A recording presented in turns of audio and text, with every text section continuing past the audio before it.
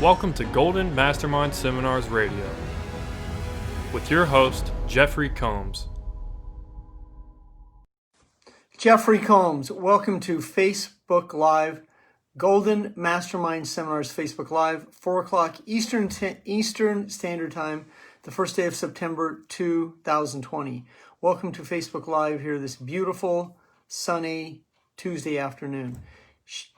And as you're coming on the Facebook Live, go ahead and wave. Let me know you're here.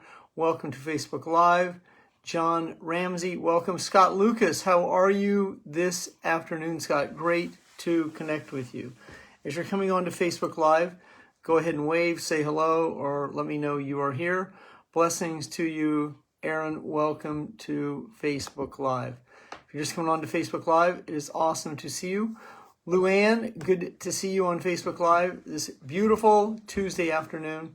Scott, you are a good man. Scott, I'll never forget the picture you and I took in December in New York. Eric R. Picard, how are you, Eric? Many prayers to you, Eric. I know you're close to Kenosha. How are you today, Eric? Let's everyone give Eric a big hand. Eric lives close to what's going on in Kenosha. That is my client and awesome friend, Eric Picard. Eric, wave. Eric was in the December Breakthroughs to Success workshop. Jay Little, how are you, my good friend? Kate Grace from Kansas City, welcome. Tracy, great coaching you this morning, this afternoon. Lori in Los Angeles, welcome. Brittany Simon, welcome. How are you this afternoon? I'm going to move into the inspirational portion of this afternoon's call. Scott is in Grand Rapids, Michigan. Welcome to Facebook Live, Scott. Eric says he is doing well today. Thank you, everyone. Michael Stroop, welcome from Florida. Good to have you on today's Facebook Live. We'll take introductions for about another minute. Then I'll move into the Christy, how are you, Christy? Loved coaching Kennedy yesterday. She's an exceptional young woman. Thank you for the introduction. Wojo, good to see you, Wojo. Wojo, so proud of you moving to Arizona. So proud of you and your wife. Welcome. Lori, you are in beautiful Huntington Beach, John Wayne country. Welcome to Facebook Live. Topic for Facebook Live this afternoon, self-esteem mastery. Now, every Labor Day, that is next Monday, so every Labor Day, Golden Mastermind Seminars Incorporated host a Labor Day offer.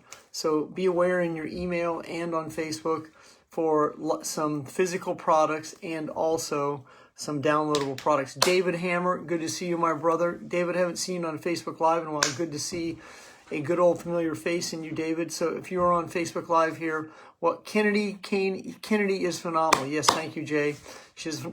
And Jay, I sent a picture to Kennedy that I asked her to share with you and Christy. J.A. Johns, awesome client and friend. Welcome to Facebook Live. Let's move into the inspirational portion of today's Facebook Live. And I will also be here tonight at 9 p.m. Pacific Standard Time, and that would be midnight. That would be 12 a.m. Eastern Standard Time. Debbie Ricks Fuller, welcome to Facebook Live. The topic for today's Facebook Live is self-esteem mastery. As I assist people to understand cause and effect, why they do what they do, the events that shape the feelings, and how those events create a neurological network of neurons that wire and fire that forms our emotions.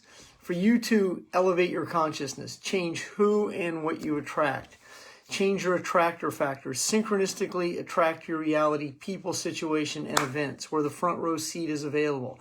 The box seat opens up.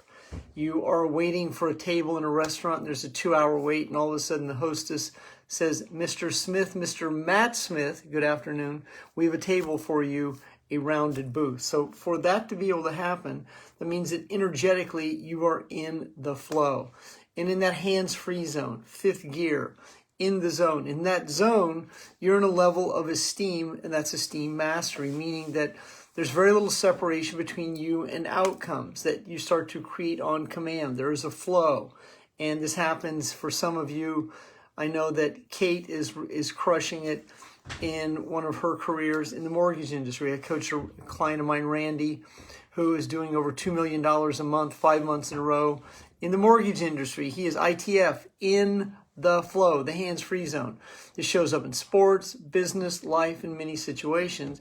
That is a direct reflection about how that would be me. So you want to be able to personalize this, how I feel about self. Now, you want to be able to take the word selfish and take it out of the equation, because when you are lovable, good enough, and capable, that does not mean you're selfish. Guilt has been used to control the narrative in a lot of situations. And if you are guilty or you live in shame, it's going to definitely affect your ability to feel good enough. Noreen, good to see you. Noreen was my client back in 2007, 8, and 9, and her daughter. So Noreen, as always, great to see you on Facebook Live. So Noreen has seen me cover this topic a few times. This is the 2.0 version. Noreen saw me when I was 10 years, or I was 10 years into my career at that point. So that was a long time ago. So when I was covering self-esteem, self-esteem is how I feel about self. It's self-aware, it's self-actualized, it's self-love. Now this also is done without feeling guilty about feeling lovable, feeling good enough. That means you're able to ask, receive, and deserve without intellectualizing it, qualifying it, explaining it. It becomes an easy, effortless proposition in free enterprise, in the world, in the universe, to be able to attract your reality. Ambassadorship, goodness, love. And today there's a lot of conflict going on in the world. I'm sure you're aware of it. And I know that you're not seeking that conflict. You don't want to be the counterforce to someone else's force. You don't want to prove someone wrong. You want to be your best you in a relaxed body. I mean, that would be self-esteem, feeling good enough about self that you can communicate and connect with anyone without a story in your head about the outcome that hasn't happened. Is you're able to separate your feelings from events that kept you not feeling good enough. You got picked on in the playground. You got picked last in physical education PE classes. You had to skip a grade because you were told you had ADD, ADHD. You flunked out. You got kicked out. Any multitude of situations. My man Dean Bone, good to see you. Dorothy Wirt, Tracy, good to see you. And as always, Colleen, great to see you on today's Facebook Live. But events are what shape our feeling that proves we are not good enough. And if you had a moving target as you're a child and you said, oh, you didn't do this, you didn't do this, you didn't do this, you didn't do this. Or if you grew up in a household where, hi John, good to see you, there's no love and you're not good enough, or you're dropped off at a babysitter, or you're handed off to a nanny, a governess, if you're passed on to your grandparents, if you grew up in a household where there's violence, if you have a passive-aggressive parent, if there's alcoholism in that family, if there's violence with a brother and a sister, and if you don't measure up to someone else's set of standards and you're not good enough, well, then as a child, well, this then perpetuates as a grown-up unless I come along or unless you're skilled enough yourself to be able to separate those feelings from the events. And as you become that man or woman of influence or affluence of yourself, so you can begin to change the narration, change the story. You're able to change the way you communicate between your brain and your body. That's a mind-body connection. You're able to separate your feelings from events, and then you move into a state, I'm capable. I can be this man or this woman. Instead of talking yourself out of it, you use affirmations to change the story, to persuade yourself into being good enough. I have coached millionaires, actresses, entertainers, Oscar winners, athletes, people who have been highly successful but still weren't good enough because one was too many and 1,000's not enough. I've seen many, many successful people sabotage their careers. Right now, a top-tier baseball player just joined us, Jody Garrett. Jody hit 22 home runs in the major leagues his first year with the Cleveland Indians. Thank you very much for joining us, Jody. He was also an exceptional baseball player at Stanford University. And you can graduate to top law school, top medical school. You can play professional sports. You can own a business, but that doesn't mean you have self-esteem. So self-esteem is how that would be you, me, in present tense, that's how I feel about self. And if I don't feel good about self, then what I'm going to do is sabotage relationships, sabotage careers, sabotage situations, and then chronically relapse back into a set of feelings. And in relapsing back into a set of feelings, that's what leads to a story that says, Well, I'm in recovery. I can drink an IPA. I can just have one. Well, one's too many and a thousand's not enough. I can do this. I can drink like normal people. I can do what normal people do. This is how the ego, I can do what a normal person does. I mean, I can only have one line of cocaine. I can only have one puff on that little one hitter. I can be like a normal person. I can only put a little bit more on my credit card and go into a little more debt. Well, one's too many and a thousand's not enough for an addict, because an addict craves that emotional high and that low. And that's the cardio cocktail that an emotional addict that can lead to other situations in very low self-esteem. So now there's a disparity between this. This would be confidence and this would be self-esteem. So you can be confident about being a contractor, having a job. You can be confident about being an athlete.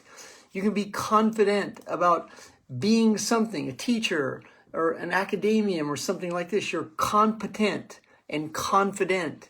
And you get paid $80,000 a year, $100,000 a year, $125,000 a year, $150,000 a year, but that doesn't mean you're good enough over here. So this is self-esteem, this is confidence. Confidence is how you feel about something, about some title, about a job, a career, but self-esteem is how I feel about self. So you can have high self-confidence and low self-esteem, and this is where you will sabotage yourself in relationships and other situations. When you are good enough, see, the only person who can determine if you are good enough is you. Now, when you're not good enough, people will compliment you and you go, oh, and you will, why do you think that way? Have you ever complimented someone and then they put you in a position to qualify the compliment? I pick up on this immediately. So like, wow, your energy is outstanding. Oh my God, why would you say that? I'm in the tank? And unfortunately, that's how many people communicate. Their self-esteem is so low, they don't even recognize that someone's actually complimenting them, or their trust factor is so low that they don't trust anyone to actually give them a genuine compliment because they're skeptical of that. They've been so traumatized. Now, there's a term called trauma-based mind control, and it's what you see going on in pedophilia and all these other situations that you're watching that's been coming out in the last 2, 3, 4 years. I started studying this in 1997, trauma-based mind control. So what it means is in a household or in school or in the universe or in the planet or in whatever it is, there's when you live in trauma and you get conditioned to behave away, and whoever is teaching you these doctrines and whoever is passing this down through schools and who's ever passing this down through certain governments, and then there's signs and symbols and street maps and situations you see, and it passes before the naked eye, and it's called subliminal messaging. And these subliminal messages begin to have an effect on your unconscious. And if there's enough of these subliminal messages and you're in trauma-based mind control from events that have shaped your feeling and very low self-esteem, then it's very easy to put a ring in your nose and just drag you around somewhere. We'll drag you right over here to a lending institution and we'll lend you $400,000 and we'll put you on a 30-year loan, or we'll lend you over here to the colleges, and we'll give you another $125,000. We'll give you an 8% interest on that. And don't worry, you can skip some payments. I mean, you can just put that loan on hold, and we'll just let it compound. Or then you can just get led right over here, and you can go over here and find someone you can rescue and you can fix up. Because your self-esteem, which is in the toilet, requires someone else to fix up. You got to go find someone more broken than you that you fix up, and then you want attention for it. That's what an addict does. So an addict over obligates, enables, does more for others to fluff up their self-confidence. In self-esteem requires no outside influence. Self-esteem is self. It's self-reliant, self-directed, self-esteem, self-employed. And it is not dependent, because self-esteem is independent. And there are people who go, look at you, you're selfish. And see, if someone says that to you in self-esteem, you would be so humble that you could not be humiliated. You would not react to that stimulus and all of a sudden go into, why would you say that? You have no idea. I'm a really good person. I've done a lot of effort. I've been in 12, blah, blah, blah, blah, blah, blah. That's how that sounds. That is not self-esteem. That is validation, justifying, and explaining that is left over residually from parents, brothers, sisters, society, and other situations that you've been put in that you have to explain yourself to others. In self-esteem, you can easily and effortlessly let go, detach without any conflict, not make anyone wrong, and just move on. And you can leave that other person standing there, and then you don't feel guilty. You don't make up stories. You don't say, I got gaslighted, I got ghosted, I got rejected, I got abandoned. You're able to go, whew. And you walk away from this with no anxiety about the outcome, because you are you and you are free. When you're able to be that person, there is no conflict. And in self-esteem, you're not way out in the future, worried about what doesn't happen, trying to control the outcome. People are going, what do you think is going to happen after the election? I'm not focused on after the election. I'm right here, right now. 3 people asked me this today. What do you think is going to happen? And I appreciate that they're respecting me enough that they're asking me the question, but I have no idea what's going to happen. I'm focused on where I am today. I'm focused on joy, bliss, peace. I'm focused on production. I'm focused on reality. I'm focused on having a great day today. I goal set. I do these things, but that's way too far out there for me. That's right here, right now. And I'm focused on this. I read content. I receive at least 10, 15 videos a day. I have different websites and different social media platforms I watch. So I watch what's going on in the world, and I don't get seduced by it, sucked down the rabbit hole.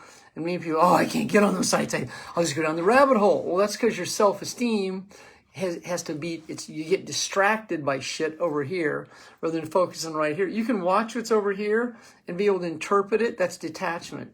And not get overwhelmed by it and get worried about, oh my God, the world's going to end. If my candidate doesn't win, I'm going to another country. Well, why would you do that? And the candidate is the candidate. Whoever wins, wins. I mean, your self-esteem is not dependent on whether a Republican or a Democrat wins or whether a Libertarian wins. Your self-esteem is not dependent on anything. Your self-esteem has no dependency because your self-esteem is you and you are good enough. And when you live in that world of consciousness, then you can adapt and adjust easily and effortlessly. Because you know in commerce and free enterprise and ambassadorship and love in God and Christ, you are good enough. And you know in that energy that not only will you survive, but you will teach other people how to thrive. Because your self-esteem is elevated and you can assist other people by being that man or woman that you're capable of. And you will also find that not everyone will follow. And you understand that and you're able to easily and effortlessly let people go without feeling disappointed in them or feel bad for them or feel good for them, because you are able to easily and effortlessly let go. There is no yeah, but in self-esteem.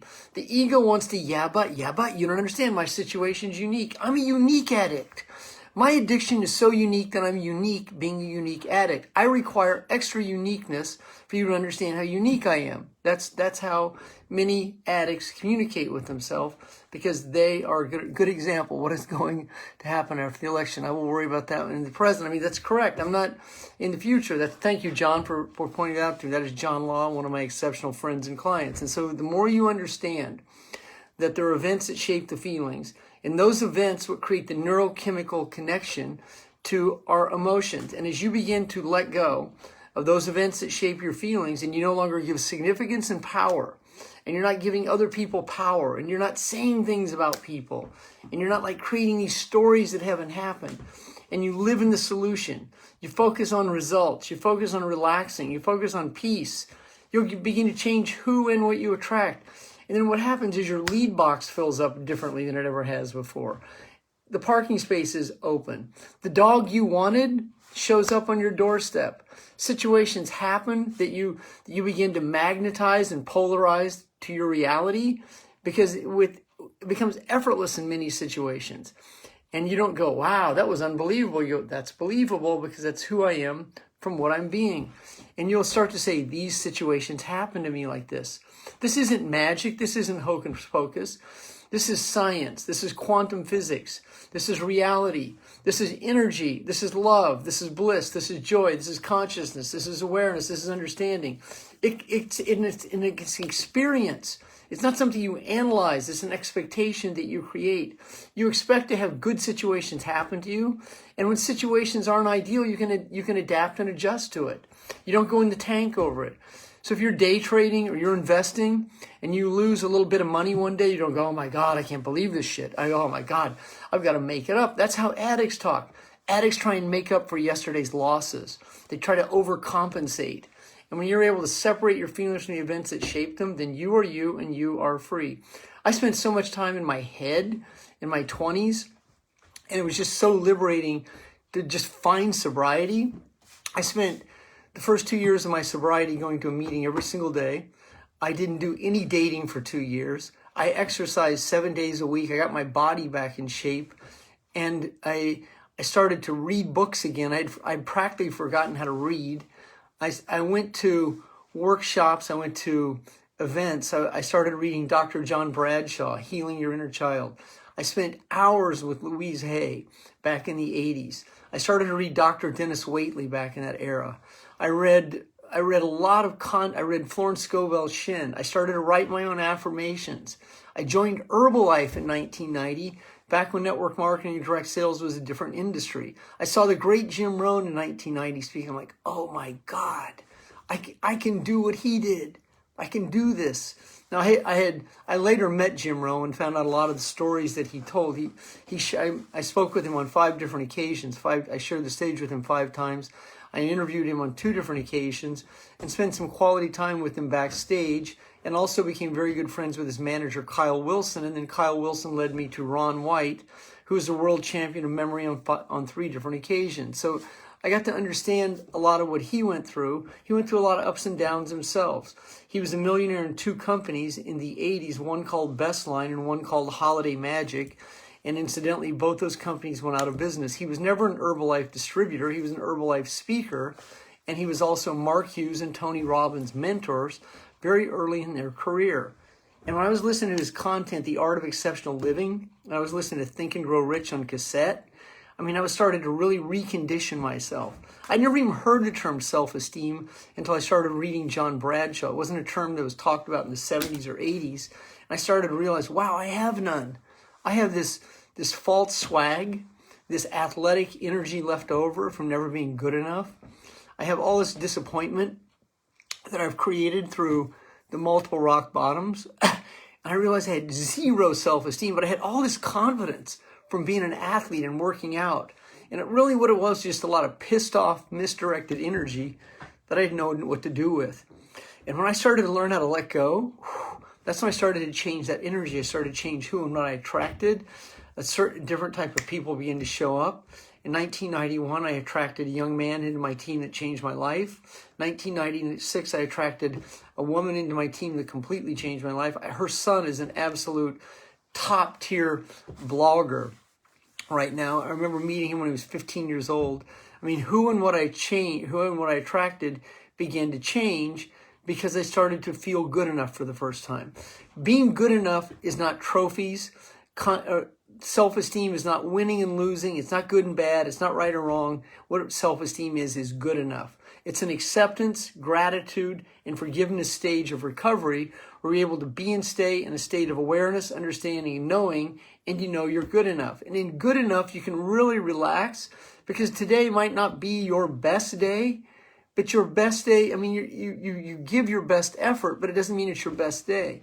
And in offering your best effort, it's good enough. The results may not show up, but when you're good enough, your effort's good enough. You don't have to intellectualize it. You don't have to spend time criticizing yourself, because you know when you're good enough, you'll have your share of situations show up that will reinforce that. When you live in rigorous honesty and stop lying to yourself and others, it's amazing who begins to show up. Other people are honest. People have integrity. When I knew that as a pathological liar, how could I ever attract anyone that was honest if I wasn't? That's really the law of supply and demand, the law of vibration, the law of transformation, and the law of averages. And all the universal laws really come down to being honest with self so you can be honest with others. And if you can't be honest with self, then you can't accept self. And when you're not good enough, you're really lying to yourself, because you are good enough. It's just that you haven't given yourself permission to be good enough.